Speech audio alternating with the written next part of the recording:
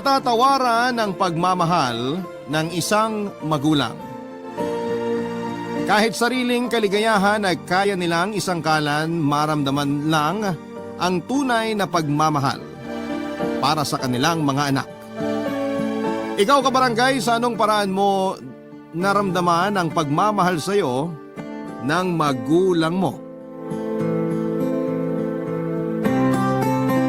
Dear Papa Dudut, mapagpalang araw po sa inyo at sa lahat ng mga nakikinig ngayon dito sa Barangay Love Stories.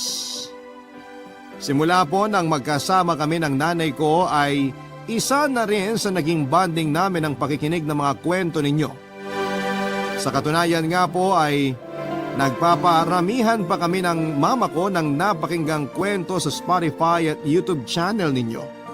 At every time na nakikinig kami ay para na rin po kaming nanonood sa TV dahil magagaling din po ang mga voice actors sa inyong programa. Tawagin niyo na naman po ako sa pangalang Minet. 30 years old ako na mangyari ang kwento ko at taga-Subic, Zambales po ako noon. Pero ngayon ay nandito na ako sa Maynila. Kung ano man yung dahilan ng pag-alis ko ay ikakwento ko na lamang po sa inyo. Pero bago yon ay gusto ko lamang pong i-describe ang itsura ko para kahit papaano ay magka-ideya yung mga nakikinig ngayon. Maputi po ako, hindi katangusan ng ilong, singkit ang mga mata na nakuha ko sa tatay kong Japanese. At mahaba ang alon-alon kong buhok. Napansin ko nga po na karamihan sa mga sumusulat sa inyo ay naghahanap ng mga artistahing medyo nahahawig sa kanila. Kaya naisip ko pong humanap din po ng sa akin. Hindi naman sa kamukhang kamukha pero may anggulo lang na nahahawig ako kay Kate Valdez. Tungkol naman sa tatay ko ay hindi ako nagkaroon ng pagkakataong makilala ito dahil masyado pang bata si mama nung ipinagbuntis niya ako. 16 years old pa lamang siya noon at hindi rin siya pinanagutan. Tawagin niyo na lamang po si mama sa pangalang Amanda. Nagkakilala raw sila ng tatay ko nang minsan siyang pumasyal sa Subic Bay. Hanggang sa magkayaan na silang kumain sa labas at kalaunan nga ay may namagitan na sa kanilang dalawa. Ang kaso ay hindi na raw niya nakita ang tatay ko matapos yung huling gabi na nagkasama sila. Nang pinanganak ako ni mama, iniwan niya ako sa mga pinsan niya na batalik ninyang mga kaibigan para lumipad patungo ng Japan at magtrabaho doon bilang isang entertainer. Uli lang lubos na siya at wala ring malapit na kamag-anak bukod sa mga pinsan niyang yon. Bagamat mga prostitute, yung mga pinsan niyang nagpalaki sa akin ay naging istrikta sila at hindi ako pinayagang magka-boyfriend hanggang sa makatapos ng high school. Nagpapadala na lamang noon ng pera si mama para sa pag-aaral ko. Hindi naman siya nagkulang sa suportang pinansyal at nasusunod din ang mga luho ko noong panahon na yon, Papa Dudut. 25 years old na ako nang umuwi sa Pilipinas si mama at hindi na muli pang bumalik sa Japan. Ginamit niya yung naipon niyang pera para magpatayo ng maliit na beer house. Kasama niya sa negosyo ang boyfriend niya. Nakapag-college naman ako at nagtapos sa kursong hospitality management pero hindi ko yon ginamit para maghanap ng trabaho. Puro gala, gimmick with friends ang ginawa ko at nagagawa pang mag-travel. Hindi pa rin ako nagkatrabaho kahit nasa hustong edad na rin po ako noon. Kampante kasi ako noon dahil sa suporta ni mama at pakiramdam ko ay hindi ko pa naman yon kailangan. Hanggang sa hindi ko na lang namalaya na 5 taon na akong ganon lang ang pinagkakaabalahan sa buhay, Papa Dudut. Mula nang mag-for good na si mama dito sa Pilipinas ay doon na ako tumira sa bahay na nabili niya sa Subic. May kaliitan lamang yon, may 2 kwarto at iisa lang ang banyo. Maayos naman kami noong una hanggang sa unti-unti na kaming nagkaroon ng sumbatan. Kaya napilitan na akong maghanap ng trabaho, Papa Dudut. Swerte naman akong natanggap bilang waitress sa isang restaurant na pagmamay-ari ng boyfriend at kasosyo ni mama sa beer house na si Joko. 40 years old pa lamang ito noon at mas bata ng 6 na taon kay mama. At si Joko nga ang dahilan kaya natanggap ako sa restaurant kahit na wala pa akong experience sa pagtatrabaho, Papa Dudut.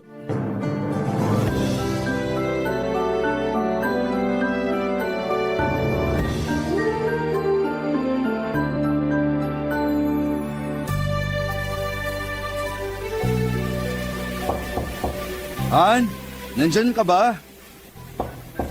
Parang may tao sa labas. Baka guni-guni ko lang yon. Han, papasok na ako ha. May susi naman ako dito. Ay, si Joko lang naman pala. Paano kaya ako lumabas ako ng nakatapis lang ng tuwalya? Tingnan ko lang kung di lumuwa ang mga mata niya.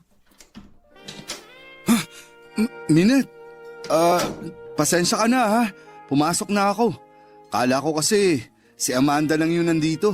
Okay lang. Di ka naman iba sa amin. Tsaka welcome na welcome ka dito, no? Kaso, wala rito yung hinahanap mo. Nasa beer house pa. Ganun ba? Anong oras kaya siya makakauwi? Bakit hindi mo i-chat o kaya tawagan?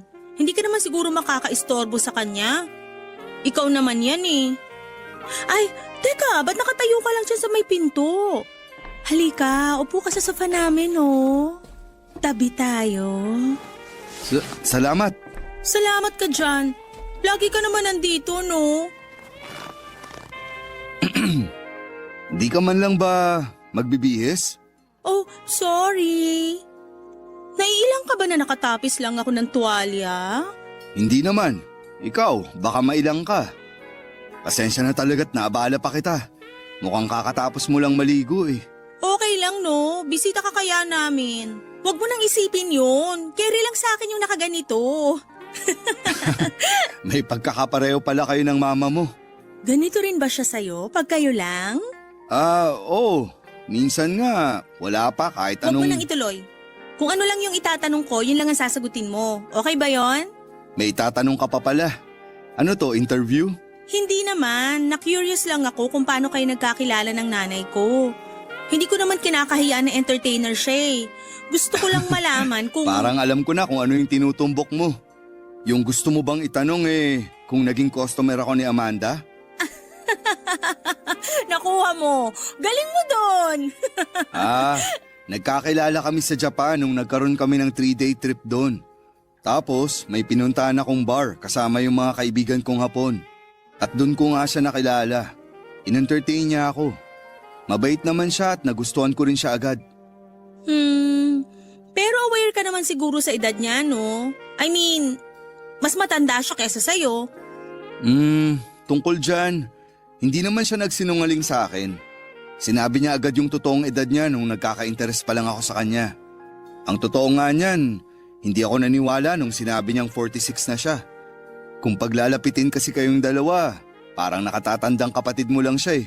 Ganon? Eh ako, kung di mo alam yung totoong edad ko, ilang taon na ako sa tingin mo? Parang mukha kang 25. Ikaw talaga? Pinapakilig mo ko. Ha? Wala. Natuwa lang ako sa sinabi mo. May tatanong din sana ako sa'yo. Ano naman yon? Bakit hindi ka pa nagkaka-boyfriend? Actually, nagkaroon na. Hindi lang alam ni mama at saka nung mga tita ko na nagpalaki sa akin. Bakit sinekreto mo pa sa kanila? 30 ka na nga eh. Kung tutusin, pwede ka nang mag-asawa. Kaya sigurado ako na di ka na nila pakikialaman pa. Kala mo lang yun. Sa sobrang strikta ng mga tita ko, sure ako nakikilatisin muna nila yung magiging boyfriend ko. Eh yung unang boyfriend ko noon, di rin naman kami nagtagal. Wala pa nga kaming 2 buwan nung nag-break kami. Talaga? Nakakailang boyfriend ka na ba? 3. 3? Tapos lahat yun? Di alam ni Amanda? Oo nga. Ang OA mo ah. Parang gulat na gulat ka pa obvious naman na may pagka-wild ako. Sabi ko nga. Papadudot 5 years na sila ni Mama pero duda pa rin ako noon kay Joko. Kaya naman tuwing may pagkakataon ay palagi ako may ginagawa para itest kung gaano siya kaloyal sa nanay ko. Noong nagkausap kami ay hindi ko naman talaga intensyon na akitin siya para magustuhan niya ako.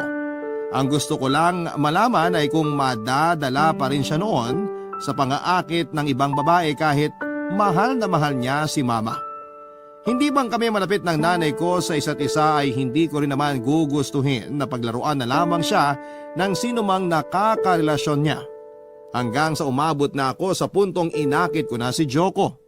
Kami lang kasing dalawa noon ang laging naiiwan sa bahay dahil busy sa beer house ang nanay ko. Madalas na siyang pumupunta sa amin at doon na rin natutulog. Dinaan ko lang sa inuman noong oras na yon yung pang-aakit ko sa kanya. Hindi ko naman inaasahan na mauuwi sa kama at may mangyayari sa aming dalawa ng gabing yon. Nang mahimasmasan ako ay buti at hindi pa nakakauwi ang nanay ko. Kaya napabalikwas ako. Sinabihan ko si Joko na huwag na lang babanggitin kay mama ang nangyari at kalimutan na lang din namin yon. Sobra ko na guilty sa ginawa ko at nadala na rin kasi ako noon ng kalasingan. Ilang beses kong sinubukang sabihin kay mama yung tungkol sa pang-aakit ko kay Joko pero hindi nagtutugma yung oras namin. Tulog na ako tuwing uuwi siya at sa umaga naman ay lagi rin siyang wala. Hanggang sa naisipan ko na lamang napuntahan siya sa beer house at doon na rin kausapin. Pero hindi ko inaasahan na maabutan ko siyang may kalampungang lalaki.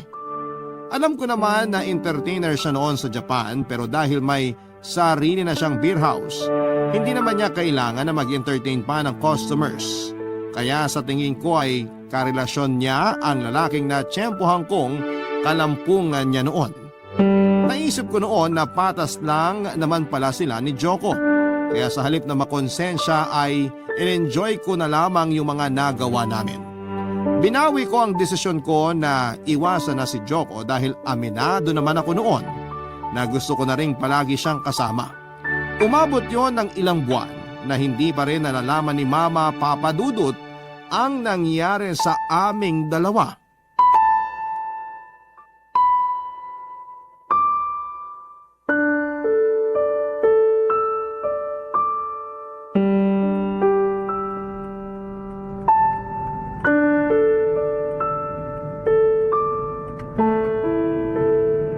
Sabi ko naman sa'yo, kahit huwag ka nang magpalit eh.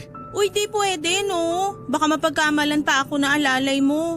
Tignan mo nga ang gara ng suot mo. Tapos ako, suot ko pa tong uniform sa restaurant. May paraan naman para hindi ka mapagkamalang alalay ko eh. At ano naman yung naiisip mo? Hahalikan na lang kita sa harap ng mga tao para di ka mapagkamalang alalay. Hangari naman ako sa kakapalan ng mukha mo. Alam mo, buti na lang talaga hindi ako pinag-iinitan sa restaurant kahit na lagi mo kong sinusundo sa kalagitnaan ng pagtatrabaho ko. Di naman siguro nila gugustuhin mawalan ng trabaho. Yabang mo naman. Biro lang. Pero hindi naman nila yung dapat gawin kasi di nasakop ng trabaho nila yung pag-usapan pati love life ko. Sa bagay, tama ka rin naman. Tsaka, ang hirap din kasi kung papanoorin ko lang yung pinakamagandang waitress sa restaurant ko. Totoo? Oo, kaya huwag ka na magpalit ng damit. Pwede ba naman yun? Gusto ko maganda ako sa date natin. Lagi ka namang maganda. Bolero? Uy, hindi ah. Totoo yun. Oo na. Alam mo, good timing yung pagsundo mo sa akin eh. Wala rin naman kasi kung gana magtrabaho kanina. Bakit naman? Napapagod ka na ba? Sabihan mo lang ako. Pwede naman kitang tulungan na makahanap ng ibang trabaho. Yung totoo? Ayoko na maging waitress. Feeling ko kasi may mas maganda pang nakalaan sa akin eh. Hindi yung ganito lang. Nakapag-aral ka naman, di ba? Nakatapos ka ng college. Bakit hindi mo gamitin yun? Ewan ko. Di ko pa talaga nakikita yung sarili ko na nagseseryoso sa trabahong kalain ng tinapos ko. Baka na-stress lang ako masyado kaya ganun. Kung gusto mo, sa akin ka na muna magtrabaho. Ha? Sa'yo naman talaga ako nagtatrabaho, di ba? Ikaw yung may-ari ng restaurant. Hindi yun. Ang ibig kong sabihin, yung sa akin mismo. Ibibigay ko lahat ng kailangan mo. Lahat ng gusto mo. Parang sugar daddy kita, ganon? Siguro. Ano namang kapalit? Pasayahin mo lang ako sa kahit anong paraan na kaya mo. Wow! Pero, matanong ko lang ha, di ka ba masaya sa nanay ko? I mean, nabobore ka ba sa kanya? Ay, medyo. At dun sa tanong mo kung masaya ako sa kanya, dati oo. Pero mula nung naging busy na siya sa beer house, halos wala na siyang time para sa akin. Kung di pa nga ako pupunta sa inyo, wala. Hindi kami magkakasama. Buti na lang nandyan ka. Alam mo, kung ano man yung naging pagkukulang sa'yo ni Mama, pupunan ko yun. Kasi magkaiba kami. Ako, ikaw yung priority ko. Si Mama, yung beer house. Di ba masaya yon? Gusto ko yan. Basta, sabihin mo lang sa akin kung anong gusto mong bilhin o kung saan mo gusto pumunta. Huwag lang sa ibang bansa ha. Baka kasi magtaka si Amanda kapag matagal tayong nawala. Oo na. Saka marami pa namang pwedeng puntahan dito sa Pilipinas. Pwede tayo sa Palawan, sa Siargao. Yung mga di ko pa napupuntahan. O sige, pupuntahan natin lahat yan. Papadudot, sobrang saya ko noon na may isa pang kagaya ni Joko na handa akong dalhin kahit saan na gusto kong pumunta. Handa rin siyang ibigay lahat ng gusto ko at napakasimple lang ng kapalit noon. Sa totoo lang ay hindi naman mahira para sa akin na paligayahin siya. Hindi rin siya mahirap mahalin.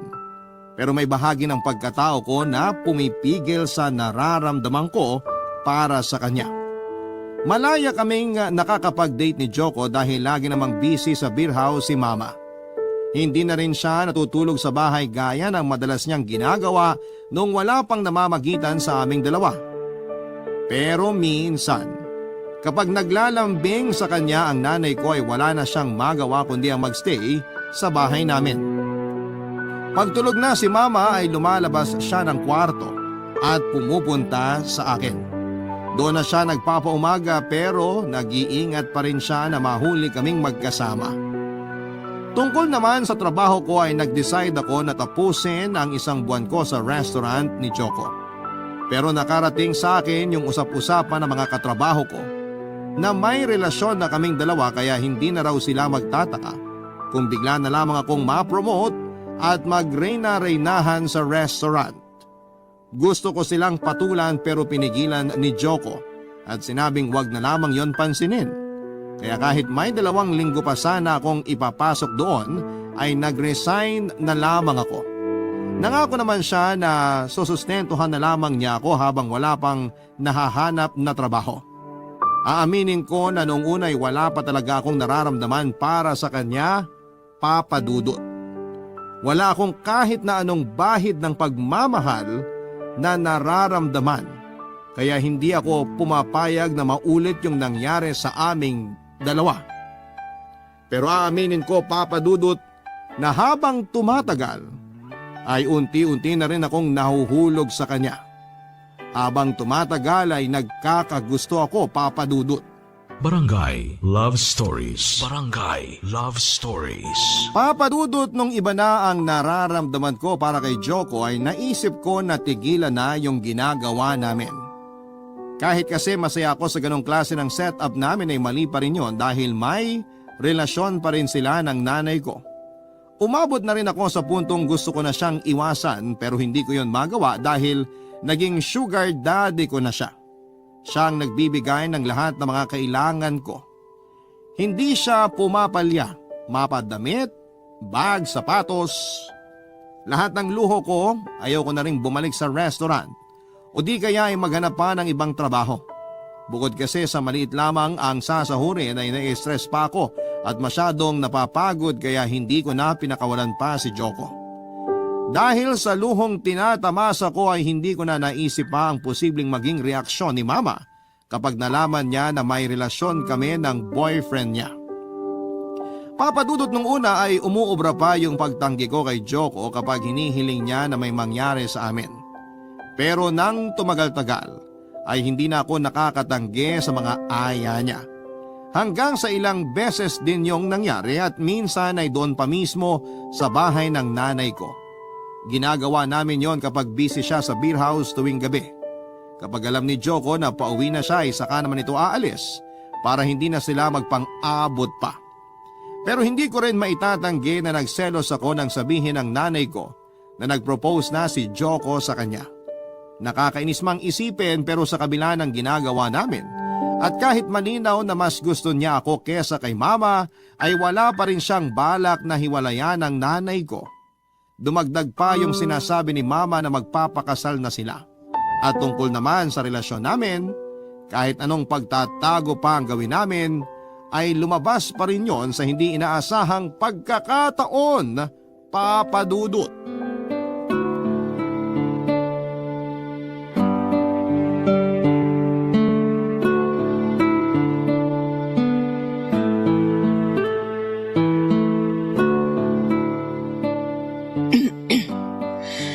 Kumusta naman yung trabaho mo sa restaurant ni Joko? Okay naman, ma. Wala ka bang nagiging problema sa mga katrabaho mo? Bakit naman ako magkakaroon ng problema sa kanila? Kasi maldita ka. Kaya hindi ako naniniwalang nakakasundo mo lahat ng katrabaho mo.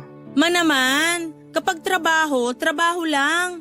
Hindi ako nakikipag-away sa kanila. Hindi nga ba? O may pumoprotekta sa'yo doon?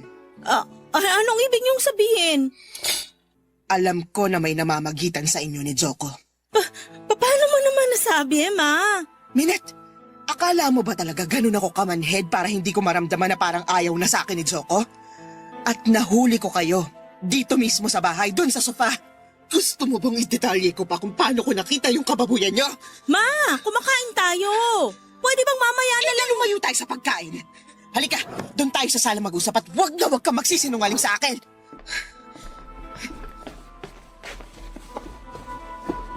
Ngayong wala na tayo sa pagkainan, sige magsalita ka. Ipaliwanag mo sa akin yung nakita ko na pareho kayong walang saplot dito sa sala habang... Paano? Umuwi ako na ng maaga. Para sana makasabay naman kita sa paghahapunan. Akala ko kasi pagod na pagod ka lagi sa trabaho mo at halos di na tayo nagkikita. Pero iba yung inabutan ko. Gusto mo malaman kung ba't ko yun ginawa? Ginawa ko yun para malaman kung anong klase ng lalaki yung balak mong pakasalan. Pero anong ginawa niya? Pinakitaan lang ng konting laman. Ayun, bumigay na. Hindi ko intensyon na agawin siya sa'yo, ma. Ayokong masira kayo pero sa ginawa niya, pakakasalan mo pa rin ba siya? Hindi ka niya deserve. Manloloko siya. Anak, Bakit, ma? Hindi ka ba naniniwala sa akin? Anak mo ako. Alam ko matagal tayong hindi nagkasama at hindi rin maganda yung relasyon natin pero hindi ko naman hahayaan na mapunta ka lang sa ganong klaseng lalaki. naniniwala ako sa'yo, anak. Pero hindi mo naman kailangan isang kalan yung sarili mo, lalo na yung katawan mo. May nangyari pa rin sa inyo ni Joko. Paano kung mabuntis ka? Ma, wag niyo na akong alalahanin. Nagpipilis ako. Tsaka boyfriend mo pa rin naman si Joko kaya nag-ingat ako. Pero nak, may tatanong lang sana ako sa'yo. Huwag mo sanang mamasamahin. Ano yun, ma? Isang beses lang ba na may nangyari sa inyo ni Joko? Ayos ka lang ba? Ayos lang ako, ma. Baka naman masyado mo nang inaabusong sarili mo sa trabaho. Sabi sa akin ni Joko, panay overtime ka pa raw. Sinabi niya yon? Oo. Nak, hindi mo naman kailangang bugbugin yung sarili mo sa kakatrabaho. Alam kong nagkasagutan tayo nung nakaraan, kaya napilitan ka ng maghanap ng mapapasukan, pero baka naman magkasakit ka na sa ginagawa mo. Okay lang talaga ako, ma. Huwag niyo na akong alalahanin. Ikaw pa nga dapat yung pagsabihan ko kasi masyado ko nang busy sa beer house. Parang hindi ka na nga nagpapahinga eh. Kaya ko naman sarili ko. Yung tanong ko kanina, hindi mo pa sinasagot. Ma naman, syempre, isang beses lang may nangyari sa amin. Nung nakita mo kami, yun lang yun. O siya, pasensya ka na ako na pagdudahan ko pa yung intensyon mo. Hayaan na natin yun, ma. Ano, kain na tayo uli. Mabuti pa nga. Papa Dudut, ganun lang kabilis natapos yung drama namin ng nanay ko ng gabing yon. Hindi ko alam noon kung naniniwala nga ba talaga siya sa mga sinabi ko. Pero kumapit ako sa katiting na pag-asang hindi niya kami mabubuko ng boyfriend niya. Pero kahit nakalusot ako sa mga paratang niya, alam ko na hindi pa rin ako ligtas kapag kinumpronta na niya si Joko. Umiwas ako kay Joko, ilang beses pa itong nag-message at tumawag sa akin. Pero hindi ko na yon sinasagot pa. Hindi rin ako nag-i-stay noon sa bahay para hindi niya ako malapitan. Hanggang sa dumating na nga ang araw na kinakatakutan ko, Papa Dudut. Kinausap ni Mama si Joko at kinumpronta tungkol sa ginawa naming dalawa. Doon ko napagtanto na naniwala nga sa akin ng nanay ko pero gaya ng inaasahan ko. Nagsabi ng totoo ang boyfriend niya kaya lumabas na rin ang totoo na may relasyon kaming dalawa. Nalaman na rin niya na hindi lang isang beses na may nangyari sa amin ni Joko at ang mas malala pa. Inamin nito na sa aming dalawa ni Mama ako na ang mas mahal nito at gustong makasama. Galit na galit si Mama sa ginawa kong pagsisinungaling kaya hindi na siya nangiming palayasin ako sa bahay. Dahil kahit si Joko ay hindi ko na malalapitan. Lakas loob akong bumalik sa mga tiyahin kong nagpalaki sa akin para doon muna pansamantalang makituloy ng mga oras na yon. Pero noong nalaman nila ang tungkol sa pakikipagrelasyon ko kay Joko at ang panlolokong ginawa ko kay Mama ay hindi nila ako kinonsinti. Pinagsabihan nila ako at kinumbinsi na gawin ko kung ano ang tama, Papa Dudut.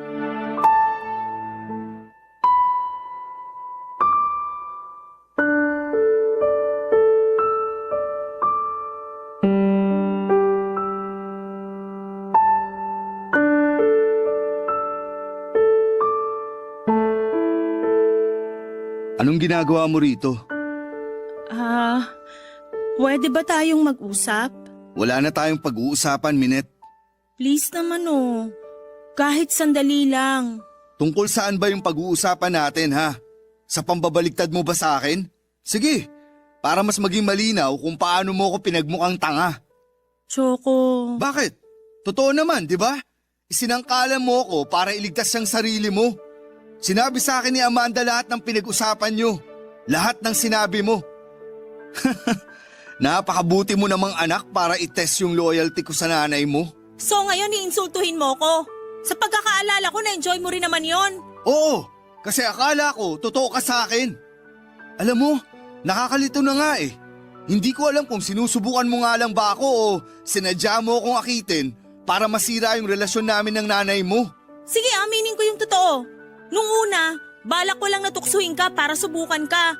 Kasi kahit hindi kami ganun kaayos ng nanay ko, ayoko namang mapunta siya sa isang manloloko. Pero habang tumatagal, nagugustuhan ko na yung ginagawa natin. Nagugustuhan na kita. Alaga? Bakit hindi yun yung sinabi mo kay Amanda? Sana pala nagsinungaling na lang din ako at idiniin kita. Tutal, baliktaran lang din naman yung gusto mo. Wala na akong choice nun. Nasukol na ako ni Mama. Nakita niya tayo kaya wala na akong maisip na pwede ko pang idahilan sa kanya. Kaya okay lang na ako yung magmukhang masama? Alam mong di yan yung intensyon ko. Hindi eh. Gusto mong iligtas siyang sarili mo. Kaya pinagmukha mo akong masama. Sana sinakyan mo na lang yung sinabi ko sa kanya. Eh di sana hindi na naging komplikado, di ba? Hindi porket mahal kita magsisinungaling na ako para sa'yo. Mas mabuti na rin malaman ng nanay mo yung totoo. Nakita mo naman yung nangyari, di ba? Nagkasira na kami ng nanay ko. Pinalayas niya ako sa bahay niya. Yun ba yung gusto mo? Walang magandang maidudulot kung magsisinungaling pa tayo sa kanya. So ano, okay na kayo ni Mama? Kasi nilaglag mo ako. Galit siya at nakipag-iwalay na rin siya sa akin. Ano? Hindi ka ba naniniwala kaya natahimik ka na lang dyan? Pasensya ka na. Natakot lang din kasi ako na magkasira kami ni Mama. Hindi rin naman maaayos yung relasyon nyo kung paninindigan mo pa yung kalokohan mo eh. Sorry kung naging makasarili ako. Hindi mo rin naman ako masisisi kung nagalit ako sa ginawa mo. Masakit yun. Akala ko okay tayo. Okay naman tayo eh. Hindi yun ang ibig kong sabihin.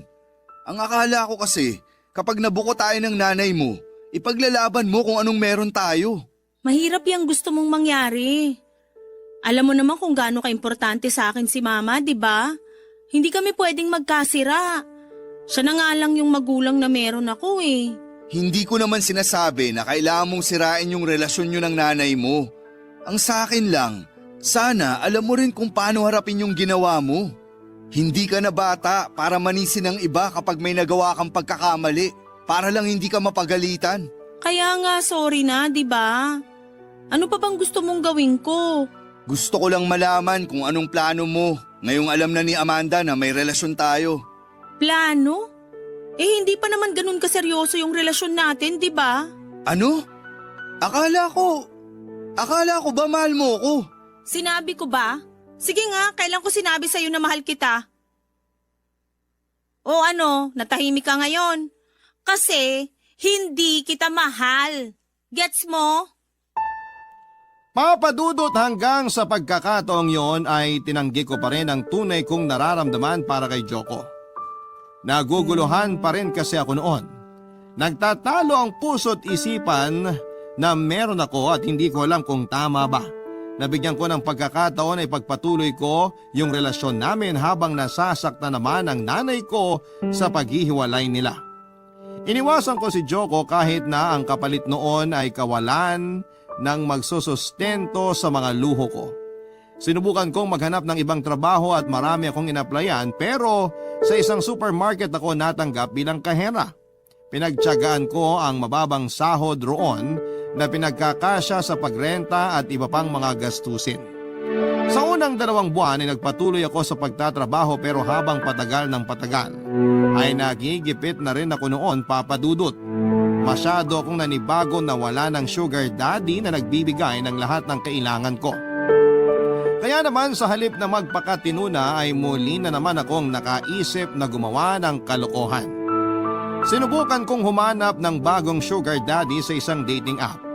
Hindi yun naging madali noong una, may mga nakilala naman ako pero lagi kong hinahanap sa kanila yung mga katangian ni Joko.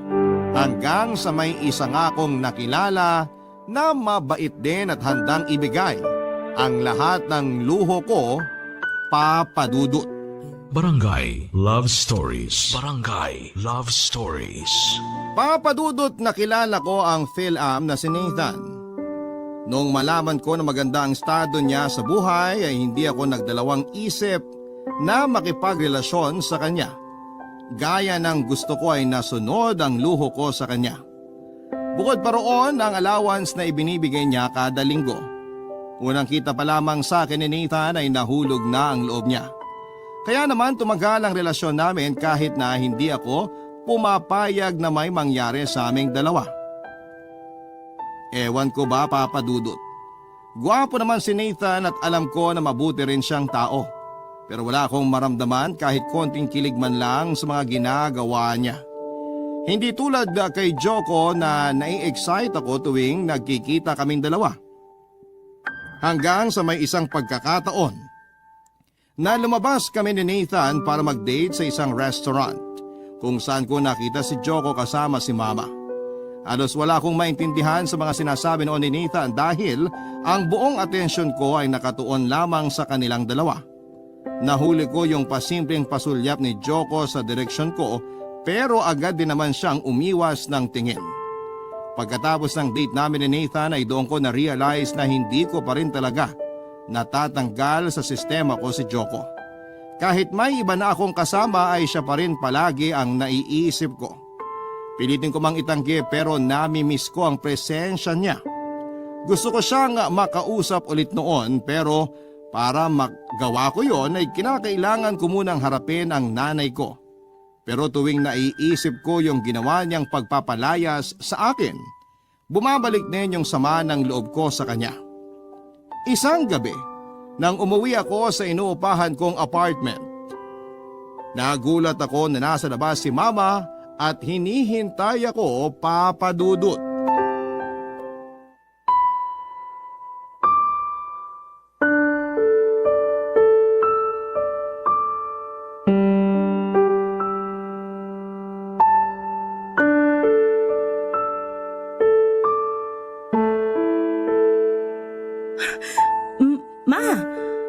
Anong ginagawa niyo rito? Tsaka, paano niyo nalaman na dito ako nakatira? Nasabi sa akin ng mga tita mo, anak. Sa loob na lang tayo mag-usap.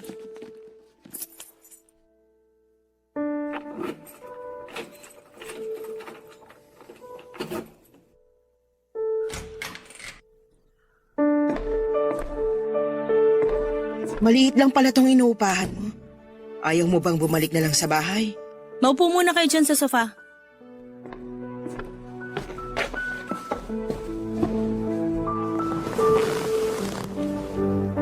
Nak, kumusta ka naman dito? Okay na okay ako rito. Nakakakain ka pa ba ng maayos? Makapagtanong ka naman, parang di ko kayang buhayin yung sarili ko. Hindi naman ganun yung ibig kong sabihin. Baka lang kasi wala ka ng oras na magluto kasi pagod ka na sa trabaho. Pwede ba? Huwag kang umakto na parang concerned ka pa sa akin. Pinalayas mo nga ako, di ba? Kaya di mo kailangang magpanggap. Anak, please naman. Kung nandito ka para makipag-ayos sa akin, hindi na kailangan. Mas okay nga ako pag malayo sa'yo eh. Sa inyo ni Joko. Nga pala, nakita ko kayo sa restaurant last week. Mukhang okay na kayo ah. Nagkabali ka na ba kayo? Humingi na ng tawad sa akin si Joko pero magkaibigan na lang kami ngayon. Ikaw, hindi ka ba nagsisisi sa ginawa mo? Seryoso ka ba? Bakit naman ako magsisisi kung tutuusin nga? Patas lang naman kayo ni Joko. Nagloko ka rin naman. Nakita kita sa beer house. May ka-table kang lalaki at sigurado ako na hindi yun basta customer lang. Minette, alam mo naman kung anong trabaho. Oo nga pala. Prostitute ka. Kaya bakit pa ako magtataka? Dahan-dahan ka sa pananalita mo. Yung trabaho kong yun ang bumuhay at nagpaaral sa'yo. Nandito na naman tayo sa sumbatan drama mo, ma. Alam mo, kung isusumbat mo lang din naman lahat ang nagawa mo para sa akin, sana di ka na lang nagpakamagulang. Pwede mo naman akong pinamigay na lang nun kina tita. Wala kang alam sa pinagdaanan. Gasgas na yan! Lahat naman tayo may makabagbag damdaming kwento kaya di mo na yan magagamit sa akin. Sige, hindi ako magkukwento. Mas mabuti pa nga na wala kang alam sa nangyari. So bakit ka nga nandito? Nandito ako para alamin kung sino yung lalaking kasama mo nung nakita kita sa restaurant. Anak, kung nagigipit ka ngayon, pwede namang Ma, kitang... please! Huwag niyo nang pakialaman pa yung buhay ko. Matanda na ako at kaya ko na magdesisyon para sa sarili ko. Hindi kita kailangan. Wala akong masamang intensyon sa sinabi ko. Gusto lang kitang paalalahanan. Tigilan mo na yung paghahanap mo ng sugar daddy. Kung kailangan mo ng pera, bibigyan kita ng allowance mo. Hindi mo na kailangan magpagamit sa lalaki para sustentuhan ka. Hinayaan lang naman kita magtrabaho para sana matuto ka at maranasan mo kung gaano kahirap kumita ng pera. At hindi naman yun nangyari. Tama? Anak, please naman. Ayoko lang na matulad ka sa akin.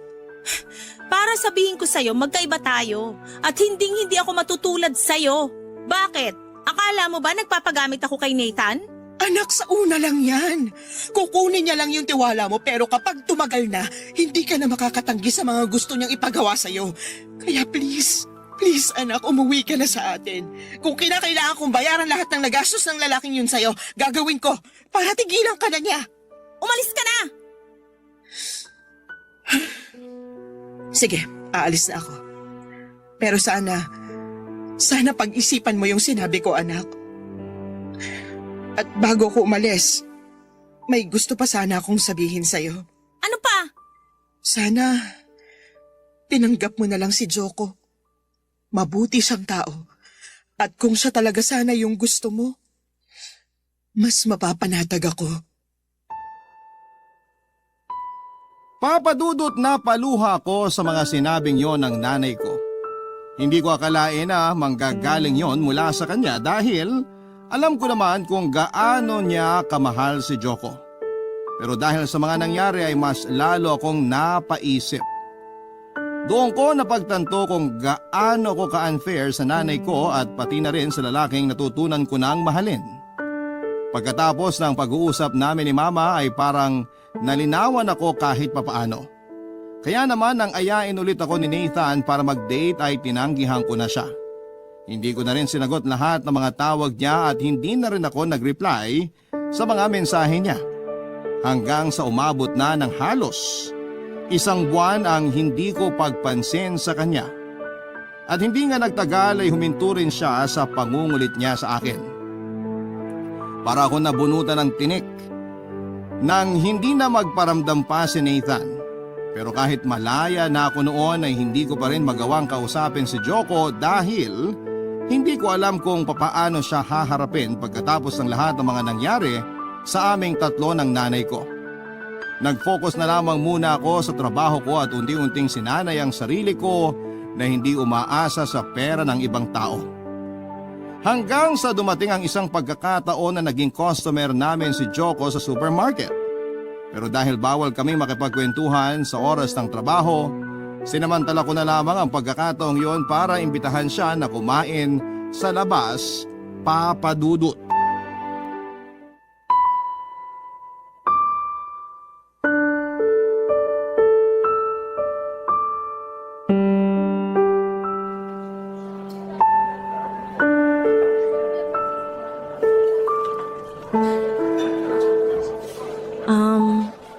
Joko, salamat ha, nakapunta ka.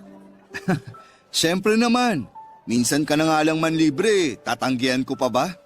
Pasensya ka na ha. Ito lang kasi yung kaya ko. Alam mo naman, dami ring gastusin tapos di pa kalakihan yung sinasahod ko. Ano ka ba? Okay lang, di naman ako nagrereklamo. Tsaka na-miss ko rin talaga kumain sa fast food. Kumusta ka na nga pala? Eto, nag-a-adjust pa rin sa pagiging independent ko. Nagalok naman ng tulong sa akin si mama pero tinanggihan ko. Galit ka pa rin ba sa kanya? Ay, alam mo, sa totoo lang, wala naman talaga akong karapatan na magalit sa kanya. Ako yung may kasalanan, hindi siya. Siguro, nadala na lang din ako ng pagtatampo ko nung matagal siyang nawala kaya nung nagkasagutan kami, sumabog din ako. Huwag mo sanang mamasamain pero tama ka. Hindi ka dapat magalit kay Amanda. Alam ko lahat ng pinagdaanan niya bago siya makauwi dito sa Pilipinas. Nga pala, may nabanggit kasi siya sa akin na pinagdaanan niya raw nung nagtatrabaho pa siya. Nasabi niya rin ba yun sa'yo?